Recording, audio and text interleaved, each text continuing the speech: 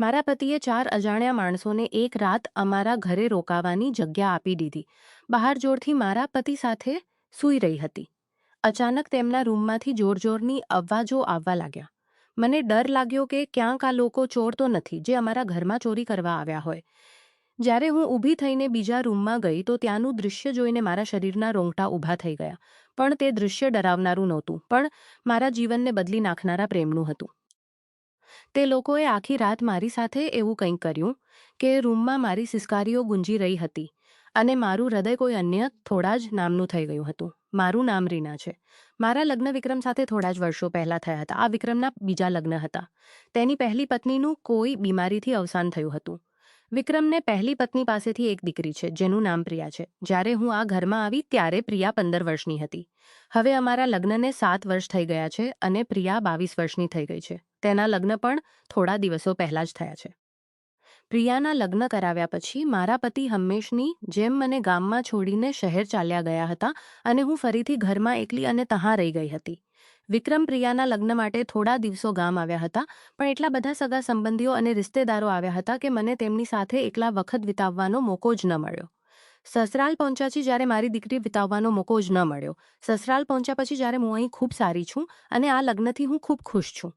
મારા પતિ મને ખૂબ પ્રેમ કરે છે અને હર વખત મારી સાથે જ ગુજારવા માંગે છે. તેઓ મને એક પળ માટે પણ એકલી નથી છોડતા.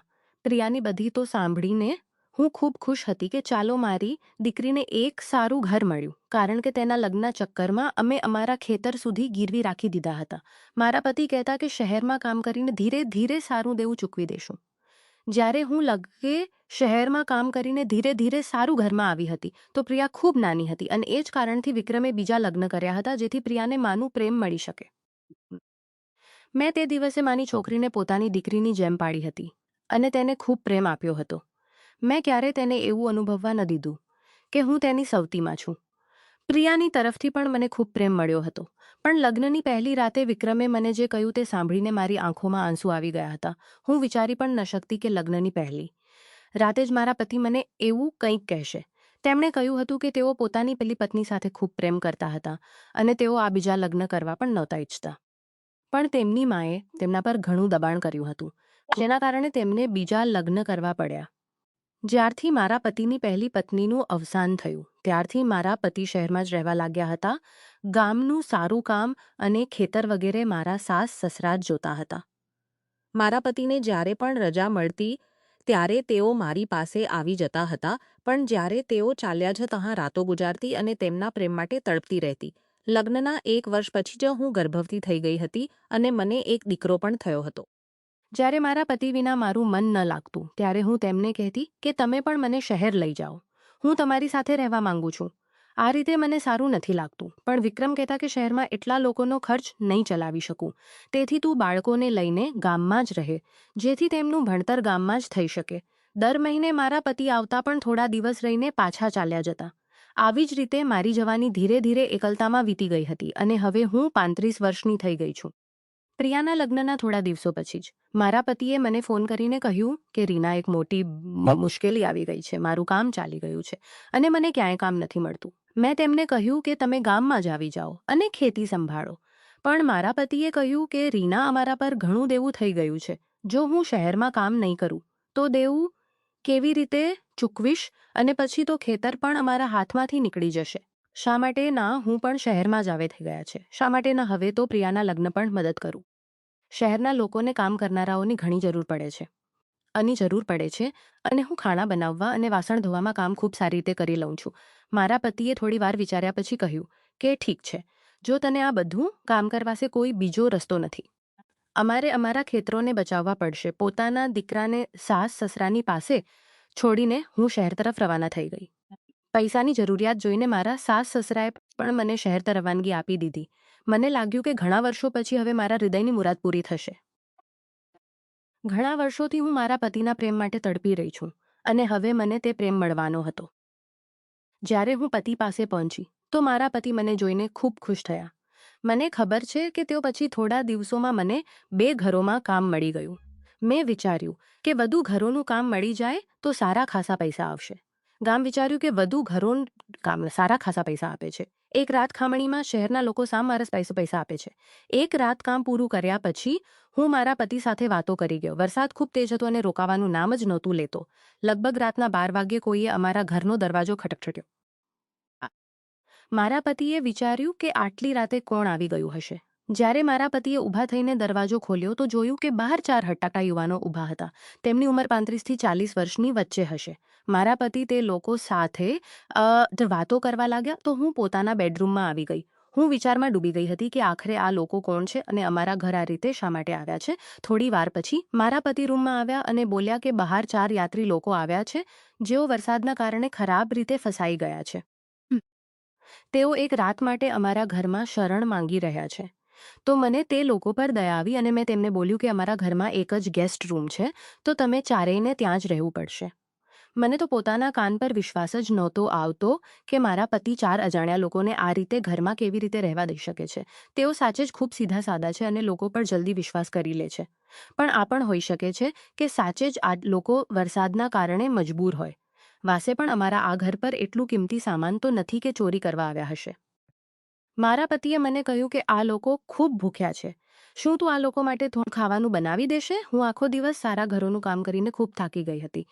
પણ તેમ છતાં પોતાના પતિની વાત માનીને હું રસોડામાં જઈને ખાણા બનાવવા લાગી. જ્યારે હું ખાણા બનાવીને તે લોકોને આપવા આવી તો મેં જોયું કે તે ચારેય લોકો મારા પર અજીબ રીતે લાલ મેક્સી પહેરેલી હતી જેમાં મારું ગદરાયેલું શરીર સાફ દેખાઈ રહ્યું હતું. તે લોકોને જોઈને મને ખૂબ જ અજીબ લાગી રહ્યું હતું. કારણ કે પહેલાં ક્યારેય કોઈ મર્દે મને એવી રીતે નહોતું જોયું જે રીતે તેઓ મને જોઈ રહ્યા હતા. પણ તે નજરોમાં સન્માન હતું, ચાહત હતી. મારા પતિ મને પોતાની પત્ની તો માને છે પણ તેઓ પોતાની પહેલી પત્ની સાથે અસીમ મોહબ્બત કરતા હતા. તેમની પહેલી પત્ની સાથે અસીમ મોહબ્બત કરતા હતા. તેઓ વિક્રમના બચપણના પ્રેમ હતા. વિક્રમ અને પલક સાથે જ મોટા થયા હતા. સાથે રહેતા રહેતા બંને વચ્ચે પ્રેમ પણ થઈ ગયો હતો. આખું ગામ આ વિશે જાણતું હતું કારણ કે તેઓ બંને ખેતરો વચ્ચે વારંવાર ફરતા હતા. પણ ધીરે ધીરે જેમ જેમ પલક જવાન થતી ગઈ તેના પિતા તેને વિક્રમ સાથે મળવા નહોતા દે. તેઓ કહેતા કે હવે તું જવાન થઈ ગઈ છે. જો તું આવી રીતે વિક્રમ સાથે ફરીશ તો તારી સાથે લગ્ન કોણ કરશે? પણ થોડા દિવસો પછી જ્યારે વિક્રમ અને તેના ઘરવાળા પલકના ઘરે રિશ્તો લઈને ગયા તો બધા લોકો માની ગયા અને તે બંનેના લગ્ન થઈ ગયા. 1 વર્ષ પછી તે બંનેને એક છોકરી પણ થઈ. પણ થોડા મહિના પછી પલક બીમાર પડી અને ચાલી ગઈ. મારા પતિ તેના અવસાનથી ઉભરી શક્યા નહીં. તેઓ મને કહેતા કે હું તને પત્નીનો આપીશ પણ ક્યારે પ્રેમ નહીં કરી શકું. ક્યારેક મને મારા પતિ પર ખૂબ ગુસ્સો આવતો કે ફક્ત એક છોકરીને પાળવા માટે તેમણે મારું જીવન સ્ત્રી છું. મને પણ પ્રેમની જરૂર છે.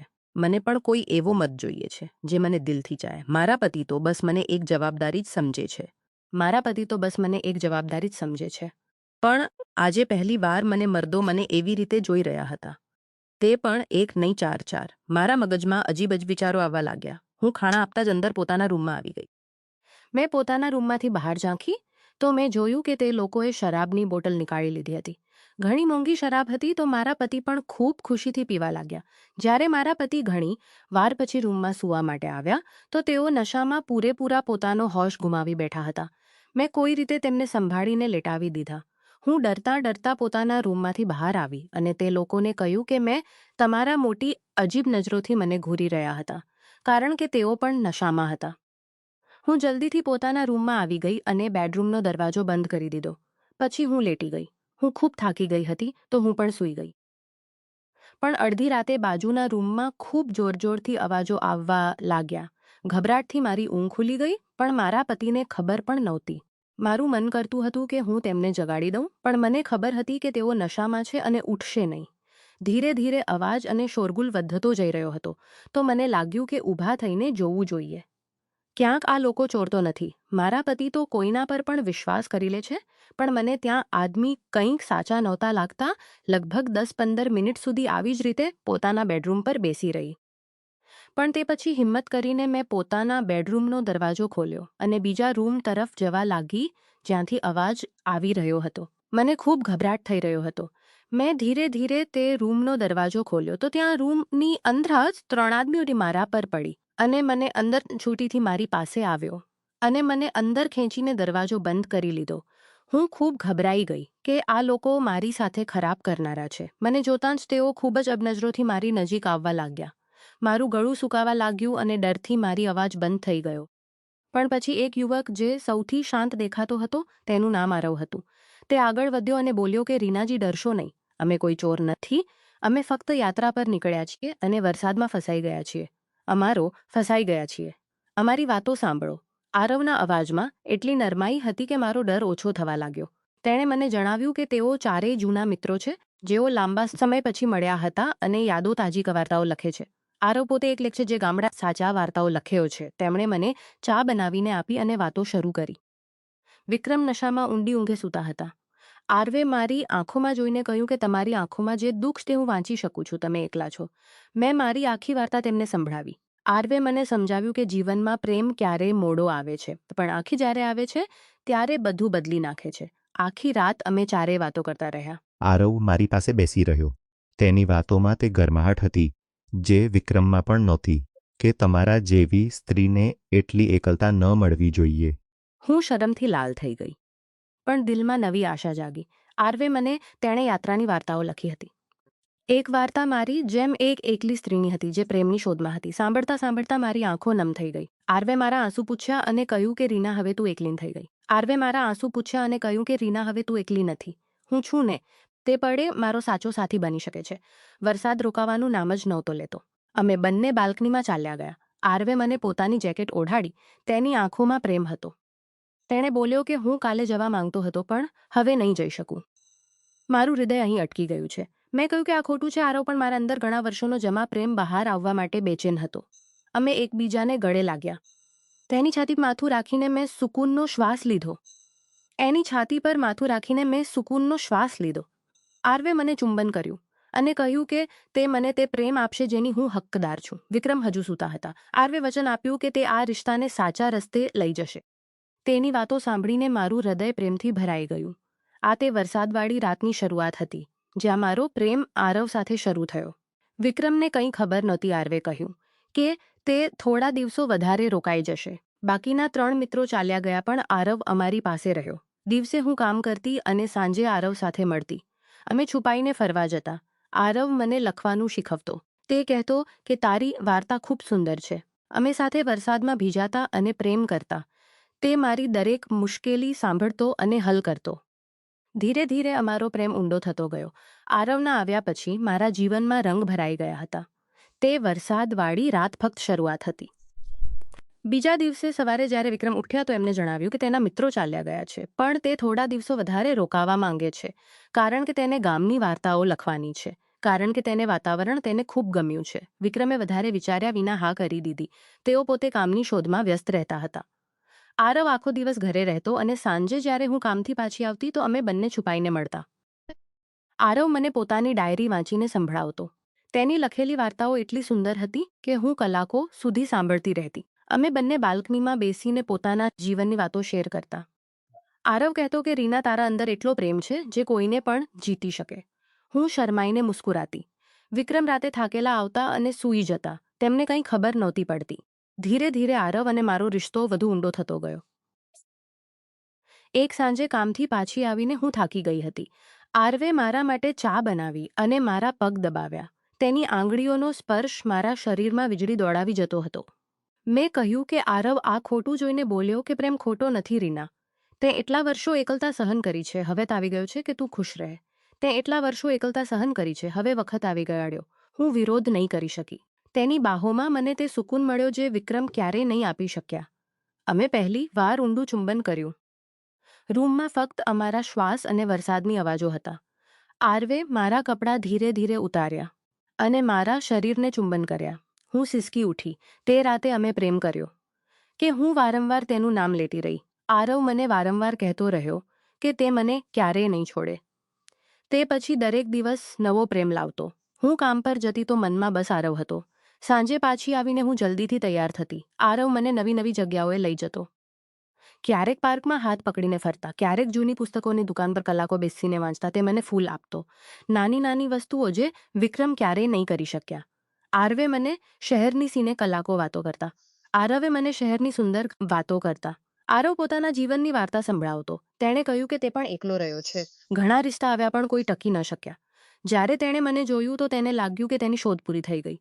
હું રડી પડી અને બોલી કે આરવ, તું મને તે પ્રેમ આપી રહ્યો છે જેનો હું સપનામાં પણ વિચાર નહોતો કર્યો. ધીરે ધીરે અમારો પ્રેમ શારીરિક રૂપે પણ ઊંડો થતો ગયો. આરવ ખૂબ રોમેન્ટિક હતો. તે મારા શરીરને દર વખતે નવી રીતે સ્પર્શતો. ક્યારેક હળવા ચુંબનોથી શરૂ કરતો તો ક્યારેક જુસ્સાથી ભરાઈ જતો. હું તેની બાહોમાં ખોવાઈ જતો. એકવાર રાતે જ્યારે વિક્રમ બહાર ગયા હતા તો આરવે આખા ઘરમાં મીણબત્તીઓ પ્રગટાવી. ત્યાણા પછી અમે નૃત્ય કર્યું. ધીરે ધીરે તેનો હાથ માટે ખાણા બનાવ્યા. ખાણા પછી અમે રૂમમાં પહોંચ્યા. આરવે મને પર લીટાવ્યો અને આખા શરીર પર પ્રેમ વરસાવ્યો. હું ચીસ પાડી પડી, પણ તે ખુશીની ચીસ હતી. તે રાતે અમે ઘણી વખત પ્રેમ કર્યો. સવાર સુધી થાકેલા પણ ખુશ હતા. આરવે મને કસમ ખવડાવી કે તે મારા માટે કંઈ પણ કરી શકે છે. પણ પ્રેમ સાથે ખતરા પણ હતા. પડોશીઓ શંકા કરવા લાગ્યા હતા. એક દિવસ વિક્રમે પૂછ્યું કે આરવ આટલા પુસ્તક લખી રહ્યો છે. વિક્રમ વ્યસ્ત હતા તેથી વધારે નહીં પૂછ્યું, પણ મારું હૃદય ડરતું હતું. આરવે મને હિંમત આપી. તેણે કહ્યું કે જો જરૂર પડી તો અમે બંને ભાગી જઈશું. હું તૈયાર હતી. પ્રિયાને ફોન કરીને બધું કહેવાનું મન કરતું, પણ હું ચૂપ રહી. આરવ મારા દીકરાની પણ ફોટો જોતો અને કહેતો કે તે તેને પોતાનો દીકરો માને છે. તેનો પ્રેમ એટલો સાચો હતો કે હું પીગળી જતી. ક્યારેક સિનેમા હોલમાં અંધારામાં હાથ પકડીને બેસતા, ક્યારેક રેસ્ટોરન્ટમાં ખૂણાની ટેબલ પર પ્રેમભરી નજરો મિલાવતા. આરવ મને ભેટ આપતો. એક નાનકડી નેકલેસ જે તેણે ખાસ મારા માટે બનાવડાવી હતી. તેમાં અમારા બંને નામ પહેલા અક્ષરો હતા. હું તેને છુપાઈને પહેરતી. રાતિકનો આરવના રૂમમાં ચાલી જતી. અમે કલાકો પ્રેમ કરતા, ક્યારેક ધીરે ધીરે તો ક્યારેક જુસ્સાથી. આરવ મારા દરેક અંગને ચુંબન કરતો અને કહેતો તેને પૂરો જવાબ આપતી. મારું શરીર હવે આરવના સ્પર્શ માટે તરસતું હતું. એક દિવસ અમે બંને પાર્ક ગયા. ત્યાં બેસીને હું તારી સાથે લગ્ન પ્રપોઝ કર્યું. તેણે ચોંકી ગઈ. મેં કહ્યું કે વિક્રમ શું કહેશે? આરવે બોલ્યો પણ હૃદય ખુશ હતું. મેં કહ્યું કે વિક્રમ શું કહેશે? આરવે બોલ્યો કે અમે સાચા પ્રેમ માટે લડી શકીએ છીએ. હું વિચારમાં પડી ગઈ, પણ આરવની હા કહેવા પર મજબૂર કરી દીધું. અમે પ્લાન બનાવ્યો, પણ ક્યારેય વિક્રમને કહેવાનો ફેરવાડી. અમે એક નાનકડા હિલ સ્ટેશન પર ગયા જ્યાં વિક્રમને ખબર નહોતી. ત્યાં 2 દિવસ અમે ખૂબ એન્જોય કર્યો. હોટલના રૂમમાં અમે પૂરો સમય સાથે રહ્યા. આરવે મને સરપ્રાઈઝ આપ્યો. તેણે મારા માટે ફૂલોથી સજાવેલો રૂમ રાખ્યો હતો. અમે શેમ્પેન પીધું અને પ્રેમ કર્યો. તે રાતે આરવ એટલો જુસ્સાથી ભરેલો હતો કે હું થાકી નહીં. તેણે મને ઘણી વખત ચરમ પર પહોંચાડ્યો. હું ચીસો પાડતી રહી, તેનું નામ લેતી રહી હતા. સવારે નદી બેસીને હતા. આરવે કહ્યું કે હવે જલ્દી જ અમે સાથે રહીશું. શહેર પાછા આવ્યા પછી પણ અમારો પ્રેમ ચાલુ રહ્યો. હું મારા શરીરને ખેંચતો અને પોતાની ડાયરીમાં લખતો. આરવ મારા શરીરને ખેંચતો અને પોતાની ડાયરીમાં લખતો.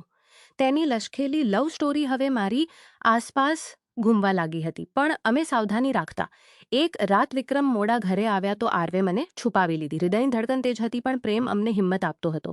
આરવે મને પોતાના પરિવાર વિશે જણાવ્યું. તેના મા બાપ તેને સમજતા હતા. તે કહેતો કે તે મને ઘરે લઈ જશે. હું સપના જોવા લાગી વિક્રમથી અલગ થવાના, પણ હજુ વખત આવ્યો નહોતો. અમારો પ્રેમ રોજ નવું સ્વરૂપ લેતો હતો. ક્યારેક રોમેન્ટિક ડિનર તો ક્યારેક જંગલી જગ્યા પર પ્રેમ. મારું શરીર અને હૃદય બંને તેની સાથે જોડાઈ ચૂક્યા હતા. આરવ સાથે મારા પ્રેમની વાર્તા હવે પોતાના નિર્ણાયક વળાંક પર પહોંચી ચૂકી હતી. ઘણા મહિના વીતી ચૂક્યા હતા. અમારો રિશ્તો એટલો ઊંડો થઈ ચૂક્યો હતો કે બિના એકબીજાના એક પળ પણ કપાવવું મુશ્કેલ થઈ ગયું હતું. આરવ દરરોજ નવી આશા લઈને આવતો. તે કહેતો કે રીના, હવે વખત આવી ગયો છે કે અમે સાચાઈનો સામનો કરીએ.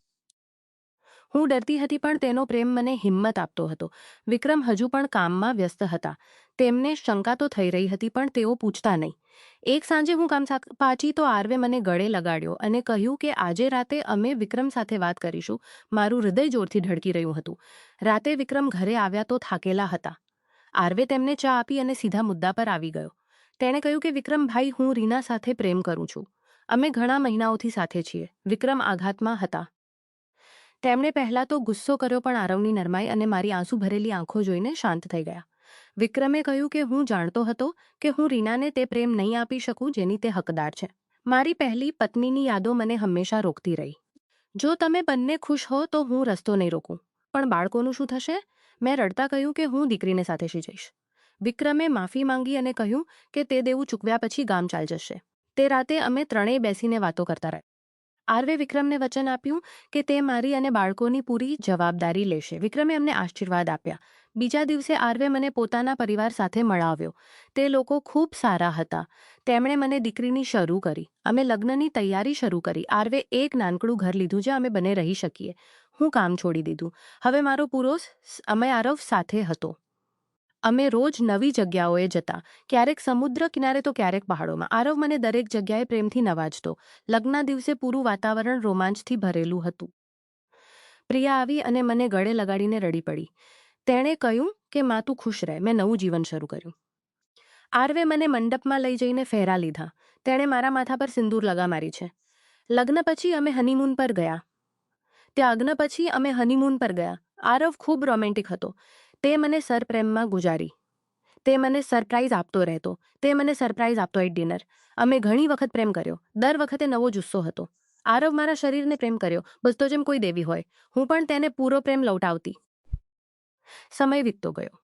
અમારો દીકરો પણ આરવને પપ્પા કહેવા લાગ્યો. વિક્રમ ક્યારેક મળવા આવતા. રિશ્તો સારો હતો.